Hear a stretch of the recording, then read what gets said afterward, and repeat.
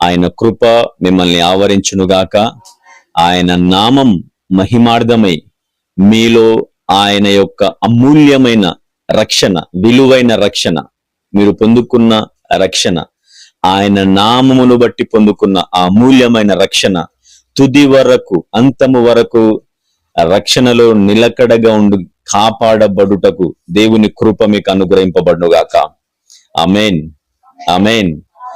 మీకు అడ్డుగా వ్యతిరేకముగా పనిచేస్తున్న ప్రతి అంధకార సంబంధమైన అధికారం, మీకు వ్యతిరేకముగా ప్రయోగింపబడుతున్న ప్రతి ఒక్క ఆయుధములు, మనుషుల యొక్క ప్రయత్నములు, చీకటి సంబంధమైన ప్రతి అంధకార సంబంధమైన ప్రతి అధికారము అది కొట్టివేయబడునుగాక. యేసు నామమునది కొట్టివేయబడునుగాక. వాటిని జయించుటకు పరిశుద్ధాత్మ యొక్క శక్తి మీరు ఆవరింపబడుదురుగాక. వాటన్నిటిని గెలిచి నిత్య రాజ్యంలో చేర్చబడునట్లుగా పరిశుద్ధ ఆత్మ మీలో స్థిరపరచబడునుగాక. ఆమేన్, ఆమేన్. షాబారీ కాలహందులా. అంటే దేవుని యొక్క నూతన నిబంధన, దేవుని నూతన నిబంధనకు ఆరంభమే ఈ అపోస్తుల కార్యం. నువ్వు అనుకోవద్దు నూతన నిబంధన ఆరంభం మత్తయి, మార్క్, లూకా అని. కాదు కాదు కాదు. దేవుని యొక్క నూతన నిబంధన, క్రొత్త నిబంధనకు నాంది, ఆరంభం ఏంది అనంటే అపోస్తుల కార్యం. హల్లెలూయా, హల్లెలూయా. పరిశుద్ధాత్మ యొక్క నింపుదల, పరిశుద్ధాత్మ చేత నింపబడి నడిపించబడడం అనేది, ఒక మనిషి పరిశుద్ధాత్మ చేత నియంత్రింపబడడం అనేది కంప్లీట్ గా మానవునిలో పరిశుద్ధాత్మ నివసించడం అనేది ఈ అపోస్తుల కార్యముల తరువాతనే మనం బైబిల్ గ్రంథంలో చూస్తాం.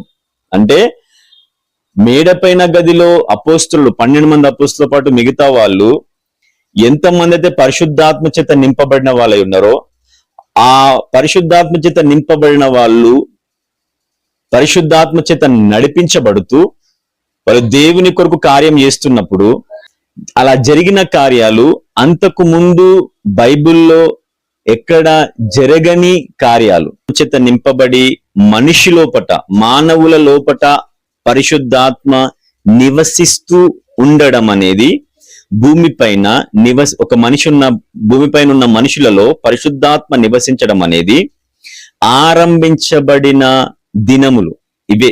అపోస్తుల కార్యం మొదటి నుంచి. హల్లెలూయా, హోలీ స్పిరిట్. అంతకు ముందు పాత నిబంధన గ్రంథంలో కూడా మనుషులు, దేవుని సేవకులు పరిశుద్ధాత్మ చేత నింపబడి దేవుని కార్యాలు వాళ్ళు చేశారు, కరెక్టే. కానీ పాత నిబంధన గ్రంథంలో ఏ ఒక్కరిలో కూడా పరిశుద్ధాత్మ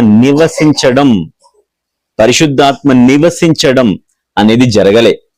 పరిశుద్ధాత్మ వారిలో ఉండి నడిపించబడడం అనేది జరగలే. అవసరాన్ని బట్టి మాత్రమే వాళ్ళు ఆత్మ చేత నింపబడి, పరిశుద్ధాత్మ చేత ప్రేరేపించబడి, పురికొల్పబడి వాళ్ళు దేవుని కార్యాలు అప్పటి వరకు మాత్రమే చేసి, ఆ పని అయిపోగానే వారిని ఆత్మ వదిలిపెట్టి వెళ్ళిపోవడం. అలాంటి అనుభవాలు పాత నిబంధన గ్రంథంలో చూస్తాం. కానీ యేసుక్రీస్తు ప్రభు చనిపోయి తిరిగి లేచిన తరువాత మనిషిలో పరిశుద్ధాత్మ నివసించడం పర్మనెంట్ గా జరుగుతుంది. హల్లెలూయా. అలాగా పర్మనెంట్ గా ఉండి జరుగుతున్నప్పుడు క్రియ అది వేరే, అవసరాన్ని బట్టి వచ్చి జరిగిస్తున్న క్రియలు వేరే. హల్లెలూయా. దేవుని నామానికి మహిమ కలుగునుగాక. ఈ సత్యం, ఈ నూతన నిబంధనలో ఉన్న ఈ సత్యం ప్రతి ఒక్కరు గ్రహించాల. ఇది ఎంత ప్రాముఖ్యమైన విషయమోనంటే చాలా ప్రాముఖ్యమైన విషయం. ఏంటి అది అనంటే, నీలో అంటే క్రీస్తులో విశ్వాసం ఉంచిన యేసుక్రీస్తు ప్రభు దేవుని కుమారుడు, ఆయన నా కొరకే బలిగా అర్పించబడ్డాడు, ఆయన రక్తంలో నేను కడగబడ్డాను, నా పాపాలు ఆయన ద్వారా క్షమించబడ్డాయి, ఆయన పాపాలు క్షమించిండు అని నమ్మి నోటితో ఒప్పుకొని విశ్వసించిన వారిలో పరిశుద్ధ ఆత్మ నివసిస్తాడు. వారిలో పరిశుద్ధాత్మ ఉంటాడు. వారిలో పరిశుద్ధాత్మ ఉండి వారు ఎక్కడ సంచరిస్తే అక్కడ వారి ద్వారా పరిశుద్ధాత్మ వెళ్తా ఉంటాడు. నువ్వు ఎక్కడికి వెళ్ళినా పరిశుద్ధాత్మ నీలో ఉంటాడు. నువ్వు ఏ స్థలంలోకి వెళ్ళినా పరిశుద్ధాత్మ నీ వెంట కాదు, నీలో ఉండి నడిపిస్తాడు. హల్లెలూయా. ఈ సత్యం నూతన నిబంధనకు చెందిన ప్రతి ఒక్కరు గ్రహించాలా. ఈ సత్యం గ్రహించడం అనేది నీకు ఎప్పుడైతే జరగదో, ఈ సత్యం అనేది నువ్వు ఎప్పుడైతే గ్రహించుకోవో, అప్పుడు నువ్వు అసలు నూతన నిబంధనకు చెందిన వ్యక్తిగా పరిగణించబడవు. చాలా మంది సింపుల్ గా అనుకుంటారు ఏమనంటే, ఇది నూతన నిబంధన, ఇది నూతన నిబంధన, ఇది నూతన నిబంధన అని. నువ్వు నూతన నిబంధన అని అనగలుగుతున్నావు అనంటే అసలు నీకు నూతన నిబంధన గురించి తెలిసింది ఏంటి, అది నీకు కనీసం అవగాహన ఉండాలా. ఆ కనీస అవగాహన కోసం చెప్తున్నాను ఏంది అనంటే, యేసుక్రీస్తు ప్రభుని నువ్వు విశ్వసిస్తున్నావు, నీ పాపాల కొరకు ఆయన బలిగా అర్పించబడడం నమ్ముతున్నావు, మంచిదే. కానీ అలాగ విశ్వసిస్తున్నందుకు జరుగుతున్నది ఏంటి? విశ్వసించడం ఒకటి, నమ్మడం మరొకటి. గమనించండి, విశ్వసించడం వేరు, నమ్మడము వేరు. ఇలా ఈ రెండు విషయాల వ్యత్యాసం, ఈ ఈ రెండు విషయాల యొక్క డిఫరెన్షియేషన్స్ నీకు అర్థమై ఉండాలా. హల్లెలూయా.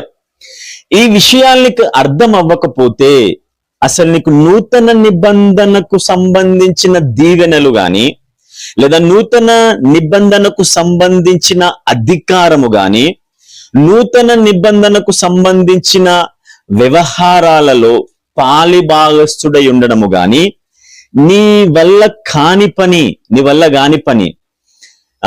ఏదో సింపుల్ గా అవసరాన్ని బట్టి, పరిస్థితులను బట్టి నీవు దేవుణ్ణి నమ్మడము, విశ్వసించడము, లేకపోతే యేసుక్రీస్తు ప్రభువుని నమ్ముకొని రోగాలు పోగొట్టుకోవడము,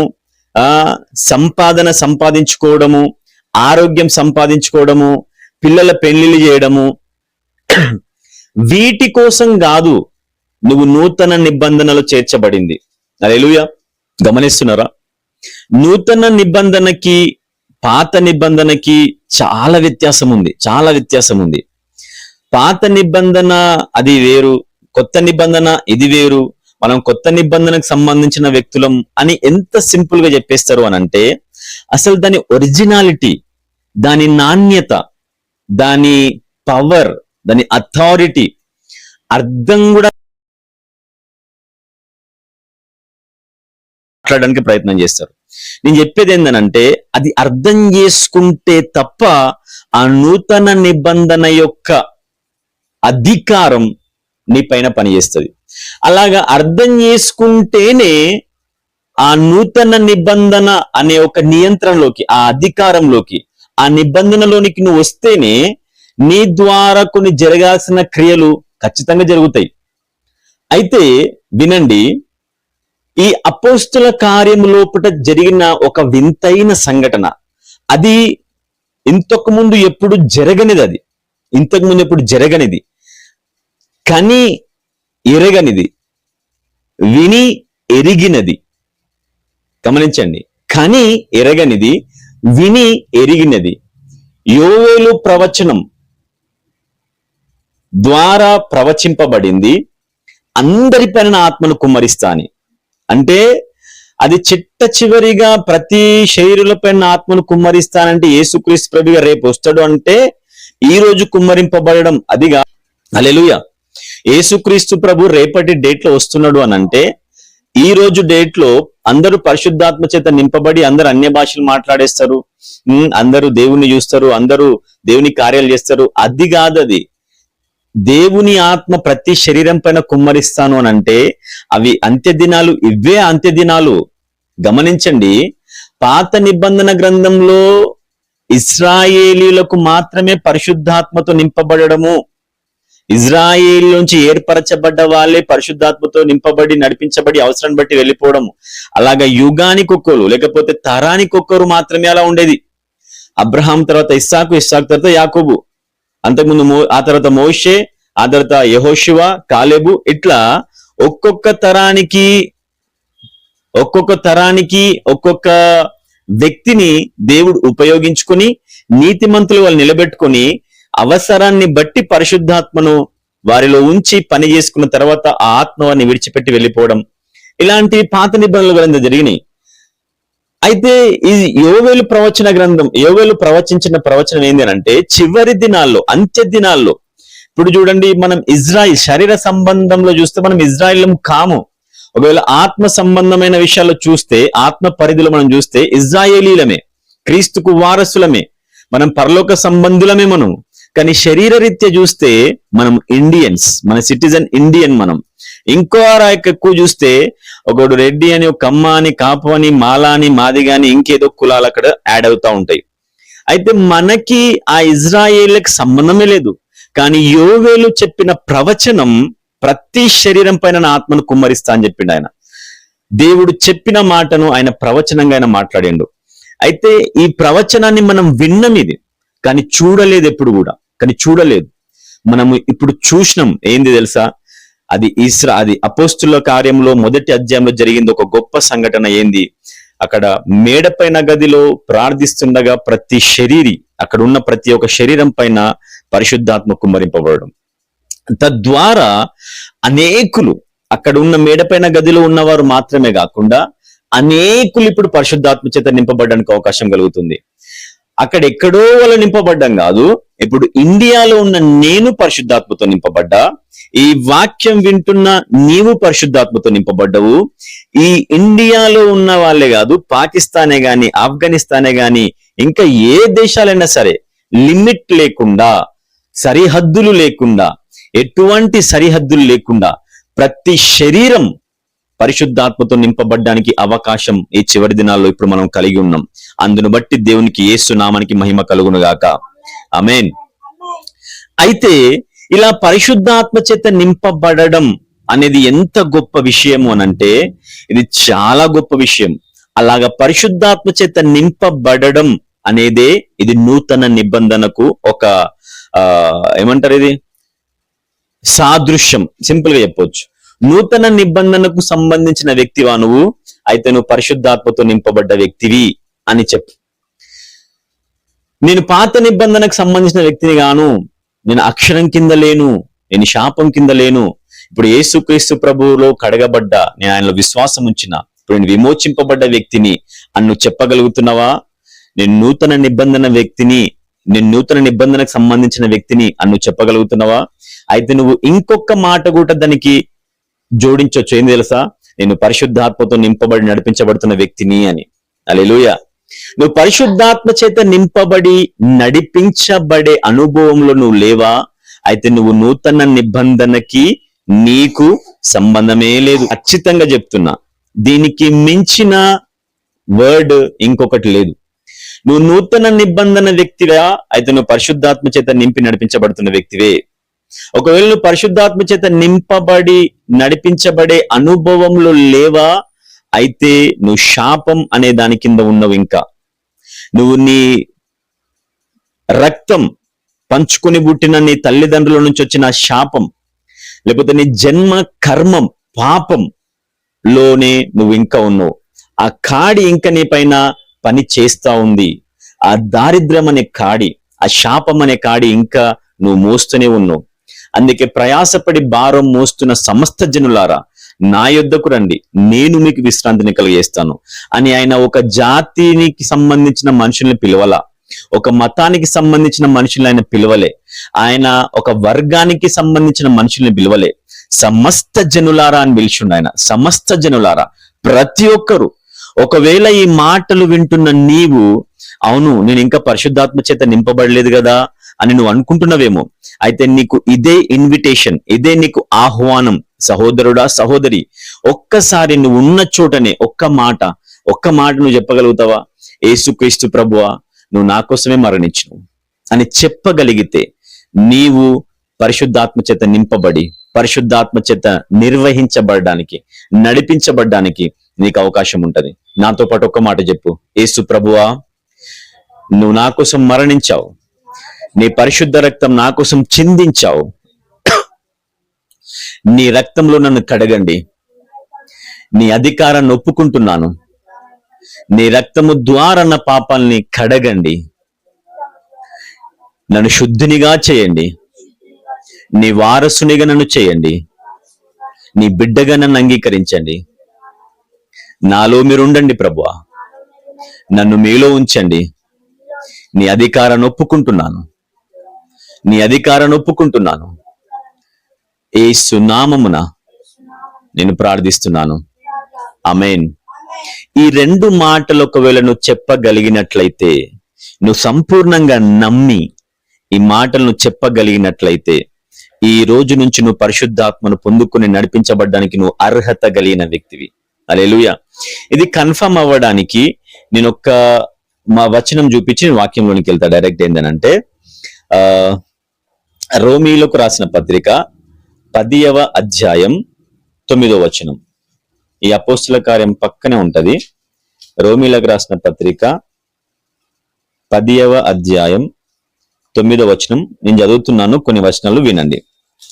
అదేమనగా, యేసు ప్రభువు అని నీ నోటితో ఒప్పుకొని దేవుడు మృతులలో నుండి ఆయనను లేపెను అని నీ హృదయమందు విశ్వసించిన ఎడల నీవు రక్షింపబడుదువు. ఏలయనగా నీతి కలుగునట్లు మనుషుడు హృదయములో విశ్వసించును, రక్షణ కలుగునట్లు నోటితో ఒప్పుకొనును. హల్లెలూయా.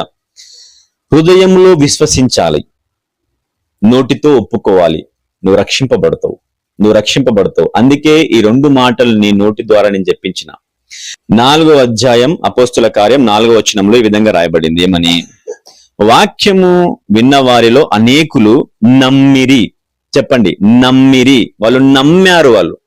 అయితే ఇక్కడ విశ్వాసం ఉంచిరి అని ఎందుకు పదం ఉపయోగింపబడలేదు? ఫెయిత్ అనే మాట ఎక్కడ ఇంగ్లీష్ బైబిల్లో ఉపయోగింపబడలా. నమ్మకం అనే మాటనే ఉపయోగింపబడింది. నమ్మకం అంటే బిలీఫ్. నమ్మకం అంటే ఏంది? బిలీఫ్. కానీ ఫెయిత్ అంటే విశ్వాసం. విశ్వాసం అంటే ఫెయిత్, బిలీఫ్ అంటే నమ్మకం. అయితే క్రీస్తులో నువ్వు ఉంచవలసింది ఏంది? విశ్వాసం, నమ్మకం కాదు. ఇక్కడ రాయబడిన పదం నమ్మకం. హల్లెలూయా. ఈ నమ్మకము, విశ్వాసము అనే 2 పదాలకు వ్యత్యాసం ఏంది అని అంటే, చిన్న మాటలో చెప్పేస్తా. నమ్మకం అనేది ఫిజికల్ గా, మెంటల్ గా, అంటే నీ ఆలోచనలో, నీ మైండ్ లో ఏదో ఒక దానిని, నీ కంటికి కనిపిస్తున్న దానిని, లేకపోతే నీ చెవికి వినబడిన దానిని, నీ మైండ్ లో దాన్ని నువ్వు యాక్సెప్ట్ చేయడం, నీ మైండ్ లో దాన్ని అంగీకరించడం. దేనిని? నీ చెవి ద్వారా విన్న దానిని, లేదా నీ కంటి ద్వారా చూసిన దానిని, లేదా స్పర్శ ద్వారా నువ్వు స్పర్శించిన దానిని. అర్థమవుతుందా? నీ టేస్ట్ ద్వారా దాన్ని రుచించిన దాన్ని, ఏదైనా సరే. అంటే ఫిజికల్ రెల్మ్ లో జరుగుతున్న క్రియ ఇది. ఫిజికల్ రెల్మ్ లో జరుగుతున్న ఒక అనుభవం ఇది. హల్లెలూయా. ఇది నమ్మకం. అంటే ఒక వస్తువును చూచినవనుకో, ఇక్కడ ఈ వస్తువు ఉంది, ఇక్కడ ఏసీ ఉన్నది, ఇక్కడ లారీ ఉంది, ఇక్కడ కార్ ఉంది, ఇక్కడ ఒక మనిషి ఉన్నాడు అని చూచిన దానిని నీ మైండ్ లో యాక్సెప్ట్ చేయడం. ఉన్నది, ఓకే, ఇది నమ్మకం. హల్లెలూయా. దీన్ని నమ్మడం అంటారు. ఒకవేళ భౌతికంగా అక్కడ వస్తువు గాని ఆ మనిషి గాని కనిపించలేదనుకో, నువ్వు నమ్మవు, ఇక్కడ లేదు అని చెప్తావు. ఇది నమ్మకం. ఇది హల్లెలూయా. అంటే భౌతికంగా నీ కళ్ళకు కనిపిస్తున్న దానిని, భౌతికంగా నువ్వు విన్న దానిని, భౌతికంగా నువ్వు స్పర్శించిన దానిని, భౌతికంగా నువ్వు రుచి చూచిన దానిని నీ మానసికమైన పరిధిలో, నీ మెంటల్ ఎబిలిటీలో నువ్వు దాన్ని యాక్సెప్ట్ చేయడం. అర్థమవుతుందా? హల్లెలూయా. నువ్వు దాన్ని నీ మైండ్ లో యాక్సెప్ట్ చేయడం. అలాగా యాక్సెప్ట్ చేసే దాన్నే నమ్మకం అంటారు. హల్లెలూయా. ఇదంతా ఫిజికల్ రెల్మ్ లో జరుగుతున్న కార్యక్రమం. అయితే విశ్వాసం అంటే ఏంది మరి? విశ్వాసం అనగా నువ్వు ఏదైతే నీ మైండ్ లో యాక్సెప్ట్ చేసినవో, అంగీకరించినవో, అలాగా అంగీకరించిన దానిని క్రియారూపకంగా నువ్వు జరిగించడం, క్రియారూపకంగా దాన్ని మూవ్ చేయడం. హల్లెలూయా. ఫర్ ఎగ్జాంపుల్, యేసుక్రీస్తు ప్రభు దేవుడు అని నువ్వు నమ్ముతున్నావు. అలా నమ్మిన నీవు ఆ యేసుక్రీస్తు ప్రభువు బలిగా అర్పించబడ్డాడు. ఆ బలి అర్పణలో నేను విశ్వాసం ఉంచితే, ఆ బలి అర్పణ నేను అంగీకరిస్తే, నేను ఒప్పుకుంటే నా పాపాలు క్షమించబడతాయి అని నువ్వు నమ్మి అలాగా పాపాలు క్షమించబడిన వ్యక్తి ఎలాగైతే ఉంటాడో, ఎలాగైతే ప్రవర్తిస్తాడో, ఎలాగైతే మాట్లాడతాడో, ఎలాగైతే చూడగలుగుతాడో, పాపాలు క్షమించబడిన వ్యక్తి ఎలాగైతే తన ఆలోచనలు ఉంచగలుగుతాడో, పాప క్షమాపణ పొందిన వ్యక్తి ఏ విధంగా అయితే ప్రవర్తిస్తాడో, పాప క్షమాపణలు పొందిన వ్యక్తి జీవితం ఎలాగైతే ఉంటుందో అలాగే నువ్వు వ్యవహరిస్తున్నావు, అలాగే నువ్వు నీ జీవితాన్ని వర్తిస్తున్నావు, అలాగే నువ్వు చూస్తున్నావు. పాపము లేని వ్యక్తిగా నువ్వు మాట్లాడుతున్నావు, పాపానికి నీకు సంబంధం లేని వ్యక్తిగా నువ్వు జీవిస్తున్నావు, పాపానికి నీకు సంబంధం లేని వ్యక్తిగా నువ్వు క్రియ జరిగిస్తున్నావు. ఇలా క్రియ జరిగించడం అంటే ఈ ప్యాటర్న్ లో క్రియ జరిగించడం, ఈ ప్యాటర్న్ లో ఆలోచించడం, ఈ ప్యాటర్న్ లో నువ్వు ముందుకు వెళ్ళడం, ఇది విశ్వాసం అనేది. హల్లెలూయా. అర్థమవుతుందా? ఏంటురా? నమ్మకం అనేది కంటికి కనిపిస్తే నిజమైన దానిని ఒప్పుకోవడం, నీ మైండ్ లో యాక్సెప్ట్ చేయడం. ఇదేంది? బిలీఫ్. ఇది బిలీఫ్, నమ్మకం.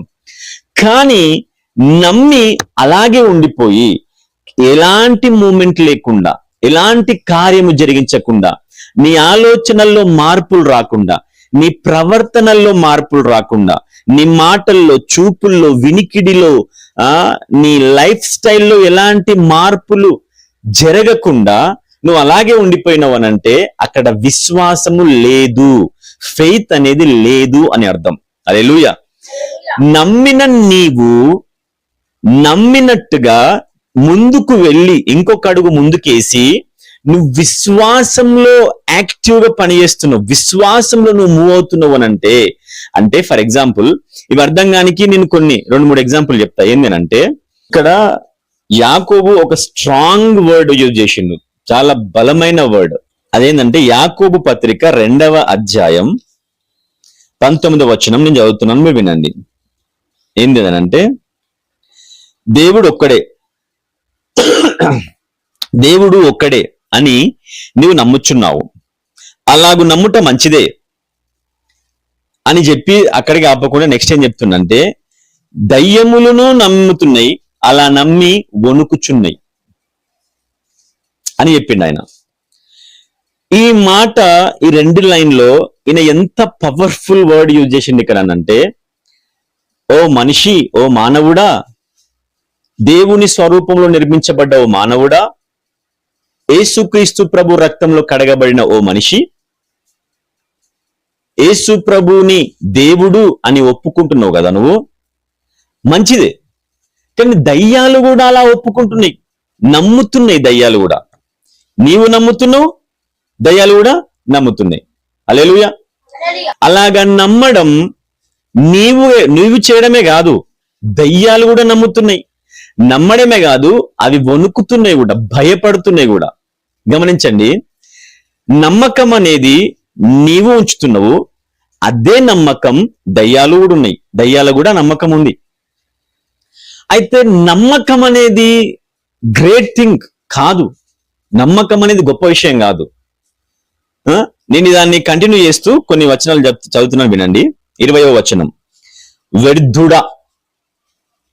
అందుకే చెప్పిన స్ట్రాంగ్ గా మాట్లాడండి నాని, వ్యర్థుడా అని అంటుండ ఆయన.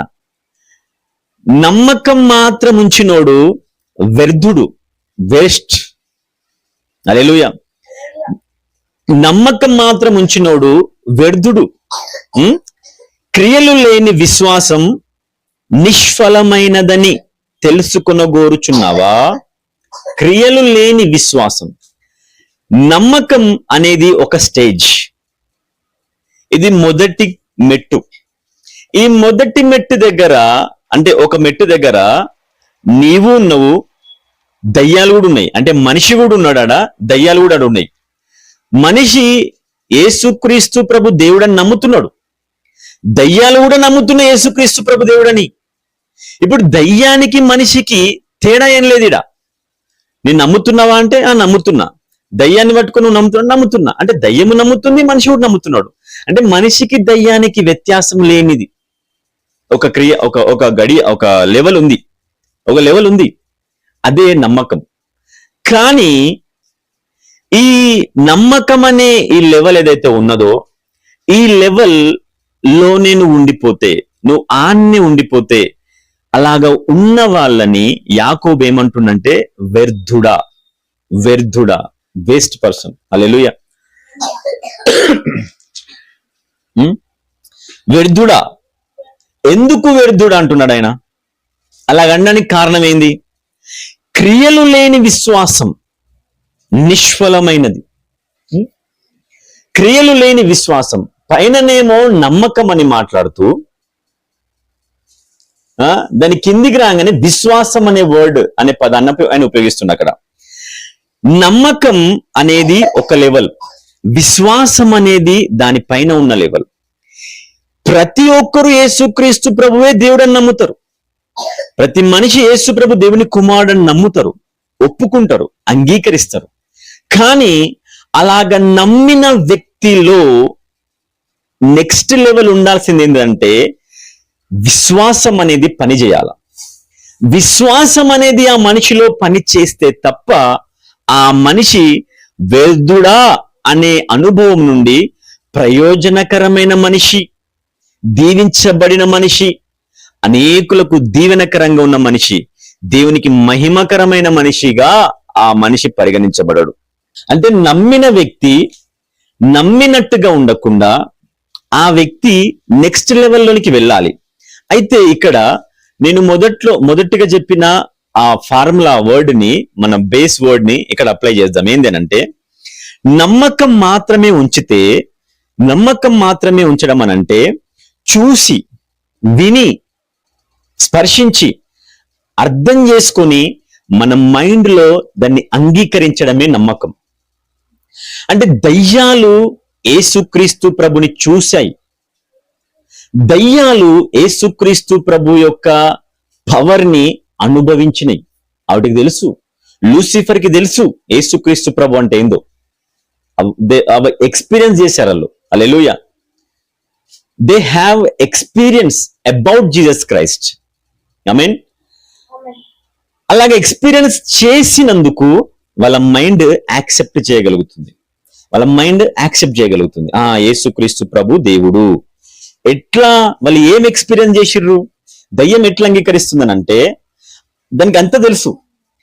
ఇంకొంతమంది యేసు ప్రభుని ఎట్లా అంగీకరిస్తున్నారు అని అంటే ఆయన సిలువలో మరణించి గెలిచాడు, ఆయన మరణాన్ని గెలిచాడు. ఆ కార్యాన్ని బట్టి, ఆ క్రియను బట్టి వాళ్ళు నమ్ముతున్నారు ఆయన దేవుడు అని వాళ్ళు నమ్ముతున్నారు.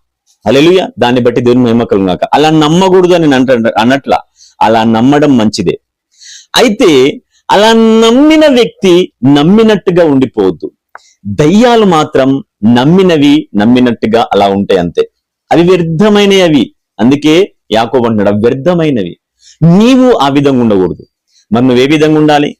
నమ్మిన నీవు విశ్వసించాలి. విశ్వసించడం అనంటే క్రియ జరిగించాలి, క్రియారూపకంగా నువ్వు ముందుకెళ్ళాలి. ఎట్లా? ఏమని నమ్ముతున్నావు? యేసుక్రీస్తు ప్రభు దేవుని కుమారుడు లేదా యేసుక్రీస్తు ప్రభు దేవుడు అని నమ్ముతున్నావు. అలాగా నమ్మిన నీవు, యేసుక్రీస్తు ప్రభు దేవుడని నమ్మిన నీవు నెక్స్ట్ ఏం చేయాలా? నువ్వు నెక్స్ట్ చేయాల్సిన కార్యం ఏంటి? అది నువ్వు చెయ్యకపోతే నువ్వు వ్యర్థుడివి. యేసు ప్రభువుని దేవుడు అని దయ్యాలు కూడా యాక్సెప్ట్ చేస్తున్నాయి, అంగీకరిస్తున్నాయి, అంటే నమ్ముతున్నాయి. ఇప్పుడు దయ్యానికి నీకు వ్యత్యాసం ఏంది? చూపెట్టాలి కదా ఏదో ఒక వ్యత్యాసం. మరి ఎట్లా చూపెట్టగలుగుతావు వ్యత్యాసం? నమ్మిన దయ్యాలు నమ్మినట్టే ఉంటున్నాయి, కానీ నమ్మిన నీవు నమ్మినట్టుగా ఉండకుండా విశ్వాసాన్ని నువ్వు కనపరుస్తున్నావు. విశ్వాసం అనేది అక్కడ యాక్టివేట్ అవుతుంది. విశ్వాసం అనేది అక్కడ క్రియారూపం ధరిస్తుంది.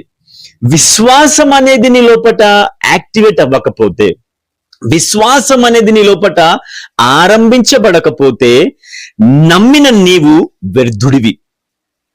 కేవలము నమ్మిన నీవు వ్యర్థుడివి.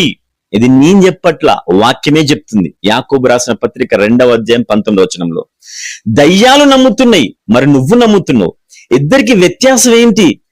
దయ్యం వ్యర్థమైంది, కానీ నమ్మిన నీవు విశ్వాసం అనే లెవెల్కి వెళ్తున్నావు. అలా విశ్వాసం అనే లెవెల్కి వెళ్తున్న నీవు ప్రయోజకుడివి. నువ్వు వ్యర్థుడివి కావు, నువ్వు ప్రయోజకుడివి.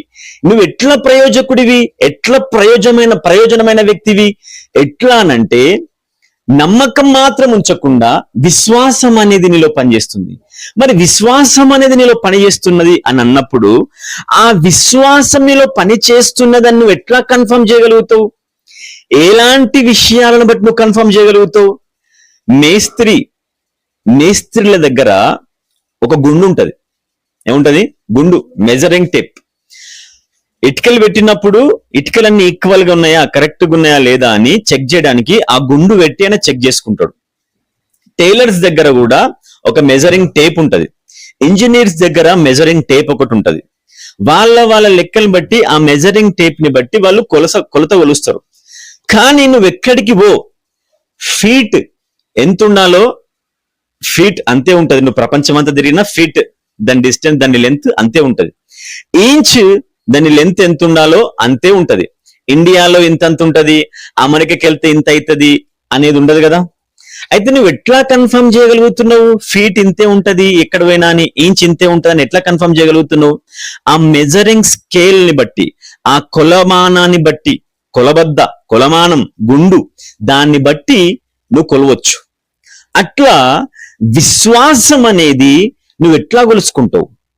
నీకు ఒక మెజరింగ్ టేప్ నేను ఇస్తా ఈరోజు, నీకు ఒక కొలమానం నేను చూపిస్తా ఈరోజు. విశ్వాసం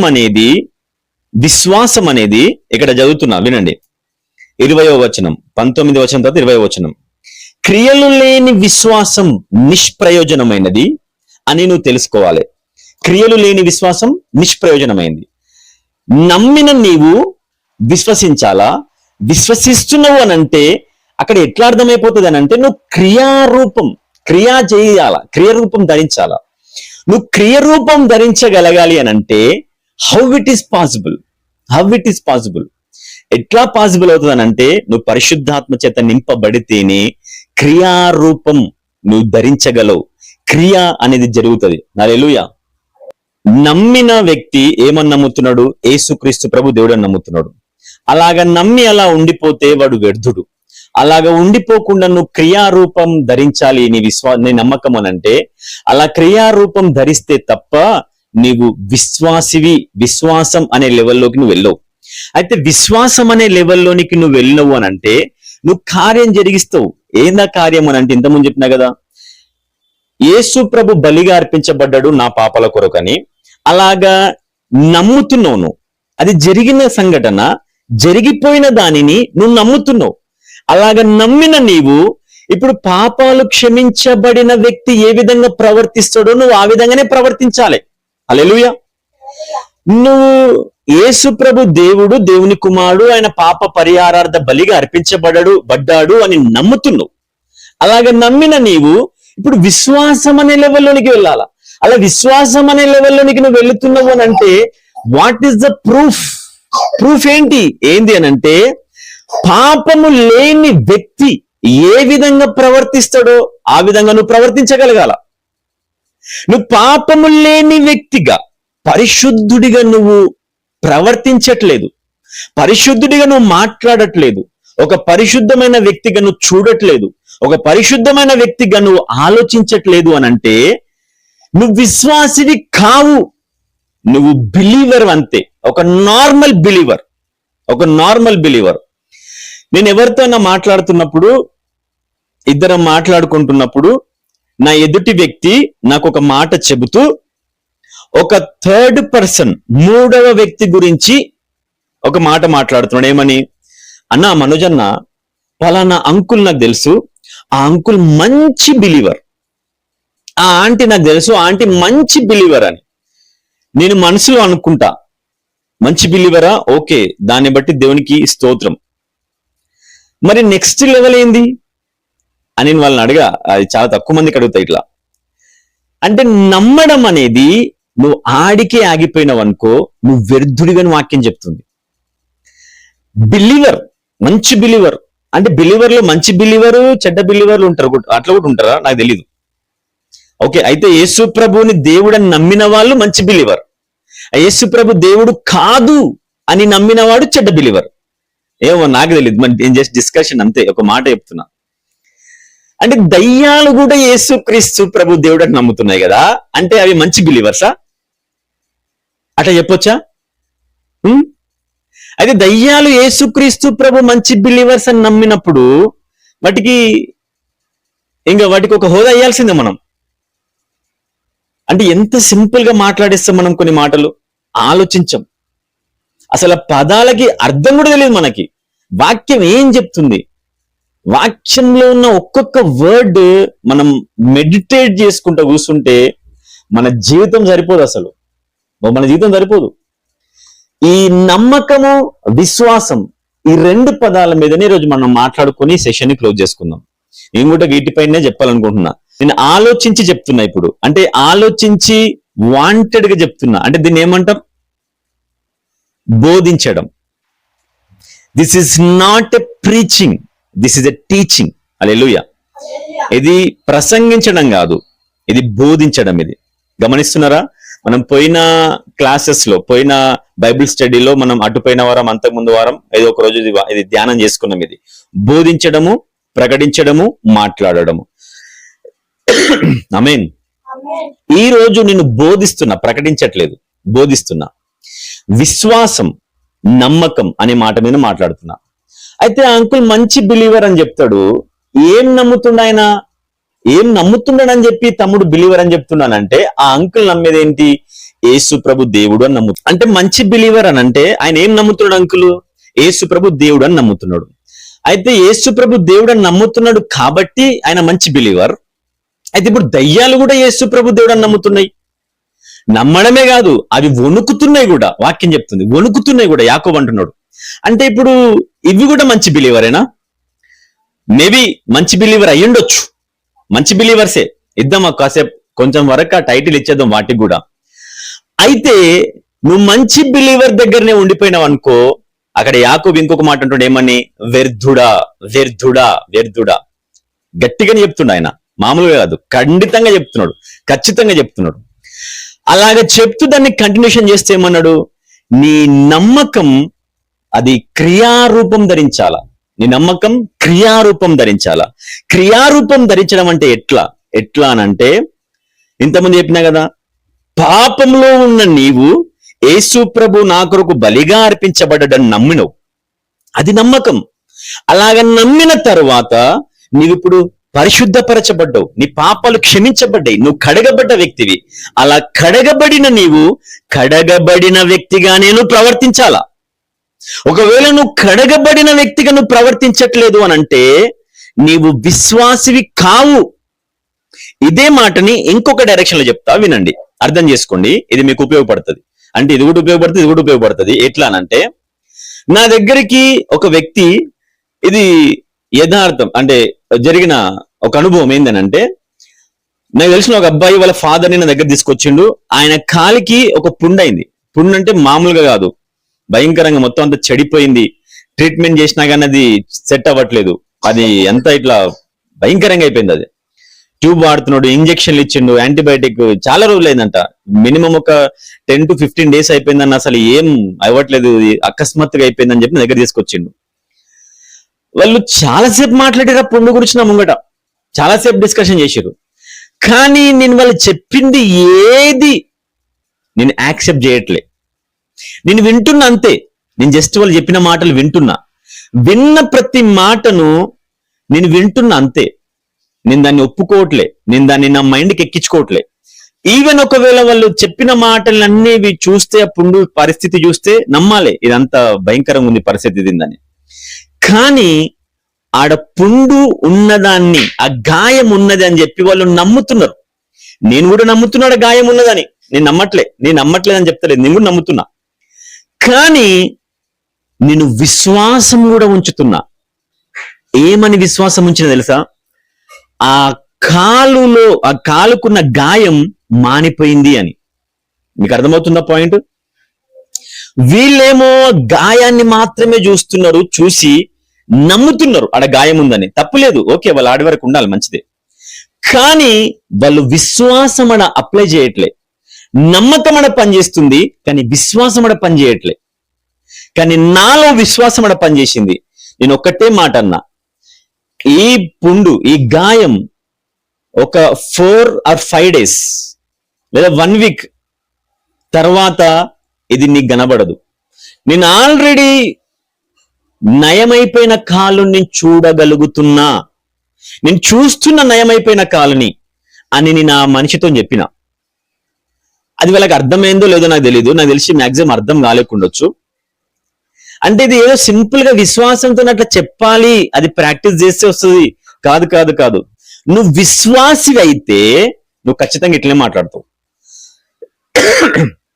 1 week తర్వాత ఆ తమ్ముడు నాకు ఫోన్ చేసి చెప్పిండు సింపుల్ ఒకటే మాట, అన్న పుండు మొత్తం మాయమైపోయింది, మొత్తం ఎండిపోయింది, అది ఇప్పుడు చిన్నగా ఒక కురుపు లాగుంది అని చెప్పిండు ఆయన. దేవుని నామానికి మహిమ కలుగును గాక, యేసు నామానికి మహిమ కలుగును గాక. పుండును చూసుకుంటూ వచ్చిన ఆయన పుండును బట్టి నమ్మిండి ఇది పుండుందని. నేను కూడా నమ్మిన అక్కడ పుండుందని. కానీ నేను నమ్మకంతో వదిలిపెట్టలా, నేను విశ్వాసిగా ప్రవర్తించిన. నేనేం చేసిన? ప్రవర్తించిన. అంటే ప్రవర్తించడం అంటే నేను అక్కడ చేసిన కార్యం ఏంటి, నేను అక్కడ చేసిన క్రియ ఏంటి, నా నమ్మకం క్రియారూపం ధరించిన క్రియ ఏంటి? ఏందా క్రియ అంటే, ఉన్న పుండుని లేనట్టుగా నేను చూసిన, గాయపడిన ఆ కాలుని గాయము లేని దానికి నేను చూడగలిగిన. నేను చెప్పింది మీకు అర్థమవుతుందా?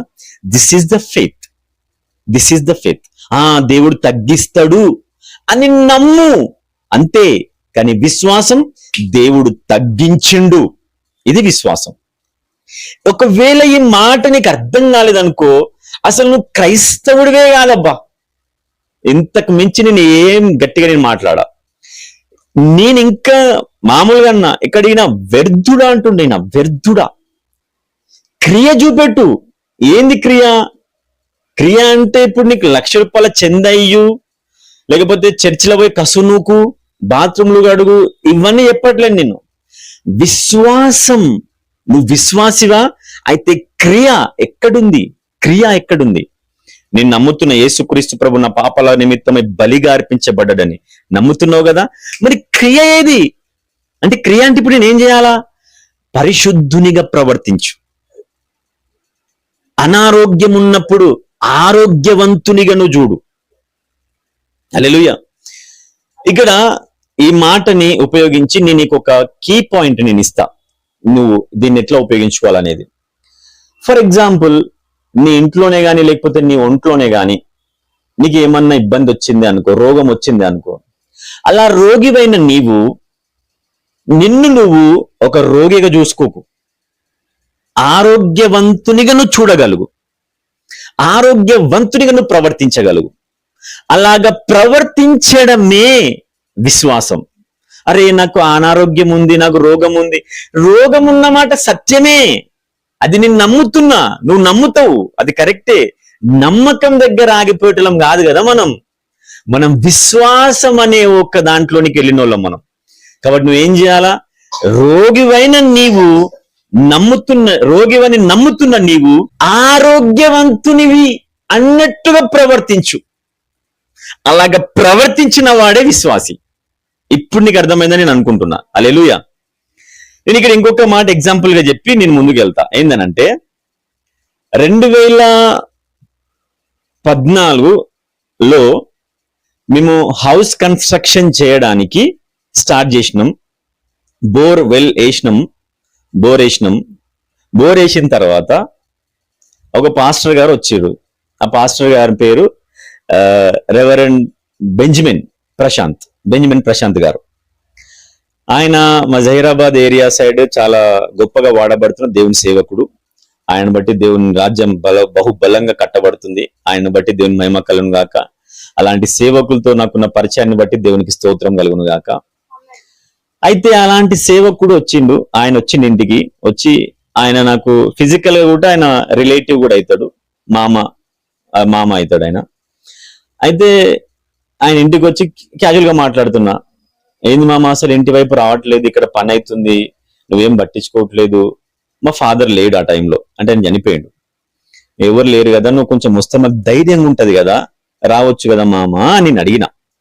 అయితే అక్కడ ఆయన చెప్పిన మాట ఏందనంటే, రే నువ్వు ఇల్లు కట్టడం గురించి ఆలోచిస్తున్నావు, నేను ఆల్రెడీ కట్టబడిన ఇల్లుని నేను చూస్తున్నా అని అన్నాడు ఆయన. కట్టబడిన ఇల్లుని నేను చూస్తున్నా అన్నాడు ఆయన. Very good, God bless you. కట్టబడిన ఇల్లుని నేను చూస్తున్నా అన్నాడు ఆయన. అంటే కట్టబడిన ఇల్లుని చూడడం అంటే ఆయన నమ్మడం అనే లెవెల్లో ఆయన లేడు. అప్పుడు నేను నమ్మడం అనే లెవెల్లోనే ఉండిపోయినా. కానీ ఆయన విశ్వాసం అనే నెక్స్ట్ లెవెల్లో ఉండి ఆయన మాట్లాడుతున్నాడు ఆయన. హల్లెలూయా. విశ్వాసం, నమ్మకం, ఈ తేడా మీకు అర్థమవుతుంది కదా. అయితే నేను ఇంకొక వచనం చూపించి నేను ఈ రోజు సెషన్ ని క్లోజ్ చేస్తా. ఏంటంటే రోమిలకు రాసిన పత్రిక 10వ అధ్యాయం 9వ వచనం. అదేమనగా రోమా 10:9, అదేమనగా యేసు ప్రభు అని నీ నోటితో ఒప్పుకొని దేవుడు మృతుల నుండి ఆయన లేపెనని నీ హృదయమందు విశ్వాసం ఉంచిన ఎడల నువ్వు రక్షింపబడుదువు. ఏలైనగా నీతి కలుగునట్లు మనుషుడు హృదయంలో విశ్వసించును, రక్షణ కలుగునట్టు నోటితో ఒప్పుకొనును. ఆయన యందు విశ్వాసముంచు వాడెవడును సిగ్గుపడడని లేఖనములు చెప్పుచున్నవి. యూదుడే గాని గ్రీసు దేశస్థుడే గాని భేదమేమీ లేకుండా ఒక్క ప్రభువే అందరికీ ప్రభువై ఉండి తమ ప్రార్థన వింటున్నారా? ఆయన యందు విశ్వాసం ఉంచిన వాడు సిగ్గుపడడు. ఈ మాటను మీరు చాలా సార్లు వినే ఉండొచ్చు. ఎవరి యందు విశ్వాసం ఉంచడం? క్రీస్తులో విశ్వాసం ఉంచిన వాడు సిగ్గుపడడు. అంటే దాని అర్థం ఏంది తెలుసా? సిగ్గుపడడు అని అంటే యేసు ప్రభు రెండవ రాకడలో నీవు విడువబడవు. ఆయనలో నువ్వు విశ్వాసం ఉంచినవు. ఏమని? మనం పోయిన వారం మాట్లాడుకున్నాం అనుకుంటా. మనము చచ్చిపోయినా గాని ఆయన రాకడలో మనం ఎత్తబడతాం, మనం మహిమలోకి మార్చబడతాం అని మనం నమ్ముతున్నాం. అది మన విశ్వాసం. అది చివరి వరకు నిలిచి ఉండేది ఏంటి? విశ్వాసము, నిరీక్షణ, ప్రేమ. ఈ మూడు నిలిచి ఉంటాయి. అయితే ఈ మూడు నిలిచి ఉండడానికి గల కారణం ఏంటంటే ఇందులో విశ్వాసం అనేది ఒకటి ఉన్నది స్ట్రాంగ్ గా. ఇది చివరి వరకు నిలిచి ఉంటది, అంతం వరకు నిలిచి ఉంటది. అంతం వరకు అంటే ఎప్పుడు? యేసు ప్రభు రెండోసారి వచ్చేంత వరకు. కానీ ఆ తరువాత కూడా ఉండేది ప్రేమ. ఇది శాశ్వతమైందని చెప్తున్నాడు పౌలు. విశ్వాసము, నిరీక్షణ అనేది అంతం వరకు ఉంటది, ప్రేమ మాత్రం నిత్యం ఉంటది. విశ్వాసము, నిరీక్షణ. ఏంటా నిరీక్షణ? యేసు ప్రభు రెండవసారి భూమికి రాబోతున్నాడు. ఆయన వచ్చినప్పుడు నేను మహిమలోకి మార్చబడతా. ఒకవేళ నేను చచ్చిపోయినా గాని నేను లేస్తా అని నేను నమ్ముతున్నా. అదేనా విశ్వాసం అని మనం నమ్ముతున్నాం. అది మన విశ్వాసం. అది అలాంటి విశ్వాసం ఇంకా జరగలేదు అది, బట్ నువ్వు విశ్వసిస్తున్నావు. అది విశ్వాసం అంటే అప్పుడు ఎప్పుడో జరగబోయే ఆ క్రియను నువ్వు ఇప్పుడే విశ్వసిస్తున్నావు. That is the faith. ఇలాగ ఒకవేళ జరగలేదనుకో, నువ్వు ఆ రోజు అవమానపరచబడతావు, నువ్వు సిగ్గుపరచబడతావు.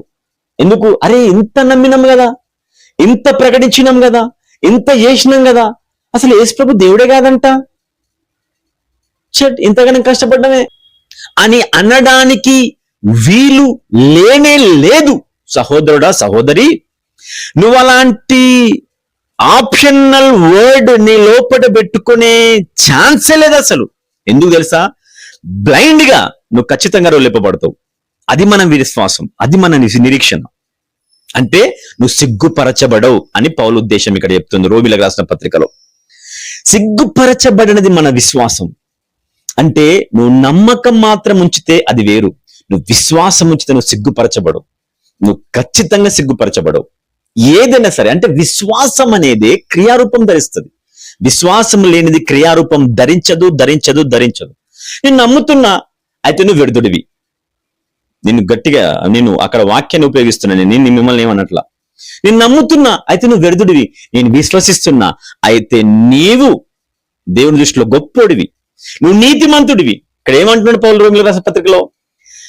విశ్వసించిన వాళ్ళు నీతిమంతులు అవ్వడానికి, విశ్వసించిన వాళ్ళే నీతిమంతులు అవుతారు. నువ్వు నీతిమంతుడివి ఎప్పుడు? నువ్వు విశ్వాసం ఉంచినప్పుడే. నువ్వు వ్యర్థుడివి ఎప్పుడు? నువ్వు నమ్మినప్పుడు. నువ్వు కేవలం నమ్మినావా, నువ్వు ఎడుతుడివి. నేను విశ్వాసం కూడా ఉంచినావా, అయితే నువ్వు నీతిమంతుడివి. ఆమేన్, హల్లెలూయా. అయితే చివరిగా విశ్వాసమై మనం ఉండాలి అని అంటే క్రియ మనము చేయాల. మనం క్రియ చేయగలగాలి అని అంటే హౌ ఇట్ ఈస్ పాసిబుల్, అది ఎలా సాధ్యం? అది ఎలా సాధ్యం అంటే ఒక వచనం చూపిస్తా. యోహాను రాసిన సువార్త 3వ అధ్యాయం 5వ వచనం చదువుతున్నా వినండి. యేసు ఇట్లా అన్నాడు, ఏమని? ఒక నీటి మూలముగా జన్మించిన వాడు నీటి మూలముగాను ఆత్మ మూలముగాను జన్మిస్తేనే కానీ దేవుని రాజ్యంలో ప్రవేశించాడు. అంటే ఒక మనిషి ఆత్మ మూలముగా జన్మించాలి అని యేసుప్రభు ఇక్కడ మాట్లాడుతున్నాడు. ఎట్లా? ఆత్మ మూలముగా. అయితే ఈ ఆత్మ మూలముగా జన్మించడం అనేది ఒక మాట. ఇక్కడ ముందుకెళ్తే 14వ అధ్యాయం అనుకుంటా, 14వ అధ్యాయం 15వ వచనం నుంచి చదువుతున్నా వినండి. మీరు నన్ను ప్రేమించిన నా ఆజ్ఞలు గైకొందురు, నేను తండ్రిని వేడుకొందును, మీ యొద్ద ఎల్లప్పుడూ ఉండుటకై ఆయన వేరొక ఆదరణకర్తను అనగా సత్యస్వరూపియగు ఆత్మను మీకు అనుగ్రహించును. వేరొక ఆదరణకర్తను అని 1వ నంబర్ ఇచ్చి కింద ఒక మీనింగ్ ఇచ్చింది. ఏంటంటే ఉత్తరవాది అంటే పారాక్లేటోస్ అంటే మన తరపున నిలబడేవాడు, హెల్ప్ చేసేవాడు అని అర్థం ఇచ్చే గ్రీక్ వర్డ్ పారాక్లేటోస్ అనే పదాన్ని అక్కడ ఉపయోగించింది ఆయన. ఎవరు? యోహాను రాస్తూ మాట్లాడుతున్నాడు. ఏమని? యేసు ప్రభు వెళ్ళిపోతూ వేరొక ఆదరణకర్తను పంపిస్తాన్నాడు ఆయన. ఆ వేరొక ఆదరణకర్త ఎవరు అంటే పారాక్లేటోస్ అంటే హెల్పర్ అంటే ఇంకొక పర్ఫెక్ట్ మీనింగ్ ఏంది తెలుసా? నీకు పని చేత కాదు కాబట్టి నీకు ఒకటి పని చెయ్యాలా. నీలో ఉండి నడిపిస్తాడని పక్క నుండి నడిపించడం కాదు. తెలుసా? నేను మనం ఈ రోజు మెసేజ్ ఆరంభంలో నేను చెప్పిన పాత నిబంధన కొత్త నిబంధన అనే వ్యత్యాసం చూపిస్తూ మాట్లాడినా. పాత నిబంధన గ్రంథంలో దేవుడు వారితో ఉండి నడిపించిండు. గమనించండి, పాత నిబంధన గ్రంథంలో దేవుడు వారితో ఉండి నడిపించిండు, అవసరాన్ని బట్టి వారిలో ఉండి నడిపించిండు. ఎట్లా? ముందు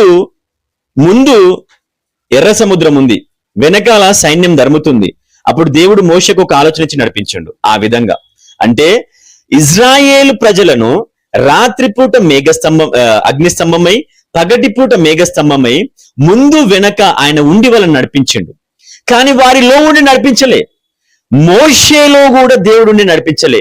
కానీ అవసరాన్ని బట్టి మాత్రమే దేవుడు మోషేలోనికి వచ్చి వారికి ఆయనతో మాట్లాడి వెళ్ళిపోయేది. అవసరాన్ని బట్టి మాత్రమే. ఇది పాత నిబంధన అనుభవం. కానీ కొత్త నిబంధన అనుభవం ఏంది తెలుసా?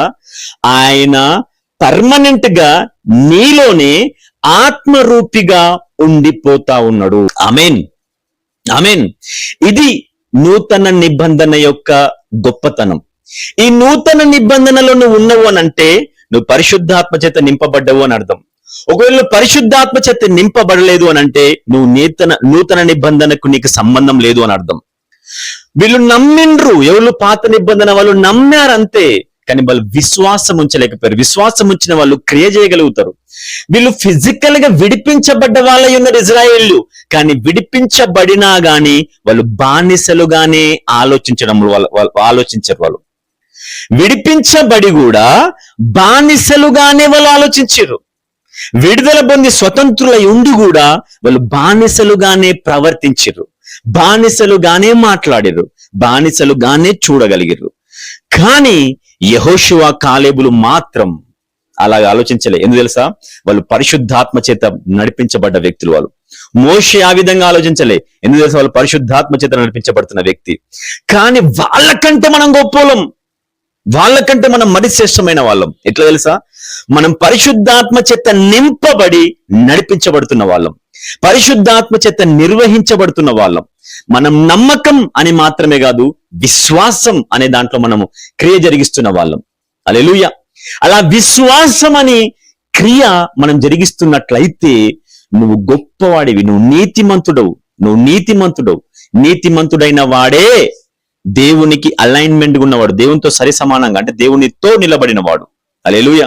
నీతిమంతుడు అర్థమైంది, దేవునితో పాటు నిలబడిన వాడు, దేవుని చిత్తాన్ని నెరవేర్చేవాడు నీతిమంతుడు. హల్లెలూయా. ఇక్కడ యోహాను ఏమంటున్నాడు? పరిశుద్ధాత్మను ఆయన మనలో నిత్యం ఉండడానికి ఆయన పంపించిండంట. పర్మనెంట్ గా ఉండడానికి ఆయన పంపించిండు. ఆయన పర్మనెంట్ గా మనల్ని నడిపిస్తున్నాడు. నువ్వు పరిశుద్ధాత్మ చేత నింపబడాలా, నువ్వు నూతన నిబంధన వ్యక్తిగా మార్చబడుతూ. పరిశుద్ధాత్మ లేకపోతే నువ్వు నూతన నిబంధనకు చెందిన వ్యక్తివి కానేగావు. దేవుని రక్తమును కడగబడి వృధా చేయబడతావు. ఎంతో మంది దేవుళ్ళ నమ్మకం ఉండి పడిపోయిన వాళ్ళు ఉన్నారు, కానీ విశ్వాసం నుంచి ఎవ్వరూ పడిపోలే. ఎబ్రీ పత్రిక 11వ అధ్యాయం విశ్వాసుల వీరుల యొక్క జాబితా ఒకసారి చదువుకోండి దాన్ని. ఎబ్రీ పత్రిక 11వ అధ్యాయం. నీకు విశ్వాసం అంటే ఎప్పుడైనా డౌట్ వచ్చిందా? విశ్వాసంలో సన్నగిల్లిపోయినట్టు నీకు ఎప్పుడైనా అనిపించిందా? విశ్వాసం అనేది ఏంద్రాబాయ్ ఎప్పుడు చూసినా ఇదేనా అనే ఫీలింగ్ నీకు కలుగుతుందా? ఎప్పుడు చూసినా ప్రార్థన వాక్యం ఏంద్రాబాయ్ ఇదే తంతు అన్నట్టుగా నీకు అనిపిస్తుందా? లేకపోతే ఏంది భారం అన్నట్టుగా నీకు అనిపిస్తుందా? అయితే నేను నీకు ఈ రోజు ఒక కీని ఇస్తా, ఒక యాక్టివ్ అవ్వడానికి ఒక కీని ఇస్తా. ఏం తెలుసా? అలా అనిపించిన ప్రతిసారి ఎబ్రీ పత్రిక 11వ అధ్యాయం చదవండి. ఎబ్రీ పత్రిక 11వ అధ్యాయం ఎన్నిసార్లు అయితే అన్నిసార్లు చదువుకుంటూ కూర్చో, ఎన్నిసార్లు అయితే అన్నిసార్లు చదువుకుంటూ కూర్చో. అది చదువుతున్న ప్రతిసారి లోపల విశ్వాసం పెరుగుతుంది. విశ్వాస వీరులు అక్కడ నీకు కనబడతారు. అబ్రహాం, ఇస్సాకు, యాకోబు, షారా, ఇంకెవరు ఆమె రహబు అక్కడ జాబితాలో చేర్చబడ్డది, విశ్వాసుల జాబితాలో చేర్చబడ్డది. ఆ విశ్వాసుల వీరుల గురించి నువ్వు చదువుతున్నప్పుడు నీలో కూడా విశ్వాసం ఇట్లా ఉబ్బుకుతూ ఉంటది, స్థిరపరచబడుతుంది, పెరుగుతూ ఉంటది. నమ్మకం దగ్గర నీ ఆగిపోవద్దు, విశ్వాసం అనే లెవెల్లోనికి నువ్వు రావాలా. నమ్మకం దగ్గర నువ్వు ఆగిపోయినావా, నువ్వు జస్ట్ క్రియను చూసి యాక్సెప్ట్ చేస్తున్నావు అంతే. అది ఎవరైనా జరుగుతుంది, దయ్యాలు కూడా చేస్తున్నాయి అట్లా. అలా ఆడి వరకు నువ్వు ఆగిపోయినట్లయితే నువ్వు వ్యర్థుడివి, పనికి మాలినోడివి. అదే నువ్వు విశ్వాసం అనే లెవెల్లో నువ్వు వచ్చినవా అయితే నువ్వు నీతిమంతుడివి. నీతిమంతుడు అంటే ఎవరో తెలుసా?